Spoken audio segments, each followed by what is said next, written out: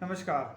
आज हम एक टॉपिक के बारे में बात करेंगे जिसको कहते हैं सायाटिका, यानी कि सियाटिका का प्रॉब्लम होता है। आज औसत हर एक आदमी से लेडीज़ हो या जेंट्स दोनों के बराबर में इक्वली होता है, जिसे कंप्लेन कहते हैं कि मुझे सायाटिका का दर्द है। एक्चुअली सियाटिका होता क्या है? ये एक नर्व जो कमर के हिस्से में यानी कि लंबार के हिस्से में L5 और S1 के नर्व रूट से शुरू होती है, जो वहाँ से निकलकर सीधा हमारे कमर के से निकलकर पैर के तलवे तक जाती है, जहाँ पर L5 L1 S1 का नर्व रूट अवेलेबल होता है। तो ये एक बहुत ही असहनीय दर्द देता है जो हमसे सहन नहीं होता है। इसके जो लक्षण हैं वो लक्षण होते हैं, दर्द हो सकता है, मसल में वीकनेस हो सकता है, पैर सुन्न हो सकता है, भारी हो सकता है, पैरों से चप्पल निकल जाना और हमें पता भी ना चलता हो कि मेरे पैर से चप्पल निकल भी गया है। तो इस तरीके की प्रॉब्लम को लेकर अक्सर लोग कंप्लेन करते हैं कि मुझे सciatica हुआ है। तो इसका होने के मुख्य कारण क्या है? पहला, चोट लगना, रोड ट्रैफिक एक्सीडेंट भी हो सकता है, सीढ़ी से चलते वक्त स्लिप होकर गिर जाना भी हो सकता है, और दूसरा है दबाव होना, गद्दी पर दबाव होना। वो गद्दी पर दबाव कैसे हो सकता है? वर्टिब्रा यानी कि जो रीढ़ की हड्डी होती है वो फ्रैक्चर भी हो सकती है।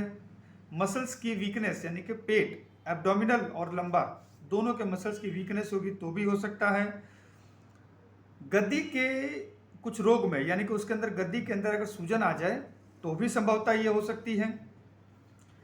दूसरा आता है, इसके अंदर में हमारे पैरों को क्या तकलीफ होती है? मुख्य उसके अंदर होता है हमारे कमर से लेके पैर नीचे तलवे तक के हिस्से में सेंसेशन का ना होना, यानी कि पैर का पता ही नहीं चलता है कि पैर है।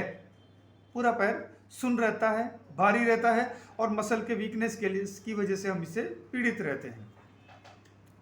इसके अंदर दो चीज़ें मुख्य होती हैं, दो भाग में। एक लंबार स्पॉन्डाइलोसिस, जिसे हम अक्सर कई बार MRI के रिपोर्ट में देखते हैं। तो स्पॉन्डाइलोसिस का मतलब होता है डीजेनरेशन ऑफ डिस्क, यानी कि जो रीढ़ की हड्डी के बीच में गद्दी होती है या रीढ़ की हड्डी भी हो सकती है, यानी कि वर्टिब्रा और डिस्क, दोनों को में अगर घर्षण पैदा होता है, उम्र के हिसाब से भी हो सकता है और चोट लगने के हिसाब से भी हो सकता है।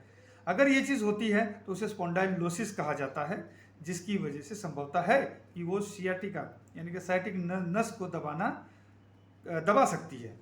दूसरा होता है स्पॉन्डाइलोलिस्थेसिस। लिस्थेसिस का मतलब होता है एक वर्टिब्रा का दूसरी वर्टिब्रा से आगे की तरफ हट जाना। जैसे अब देख सकते हैं कि मेरे सामने ये वर्टिब्रा है, ये है L5 और S1 नीचे है, तो इसका आगे की तरफ ट्रांसलेशन यानी कि ये अगर आगे की तरफ हो जाता है, यहाँ से आगे की तरफ हो जाता है, तो इसको लिस्थेसिस कहते हैं। ये एक वर्टिब्रा नीचे है, उससे ऊपर वाला हिस्सा आगे हो जाए तो ये संभावना, इसको लिस्थेसिस कहते हैं। तब जाके ये प्रॉब्लम शुरू होती है।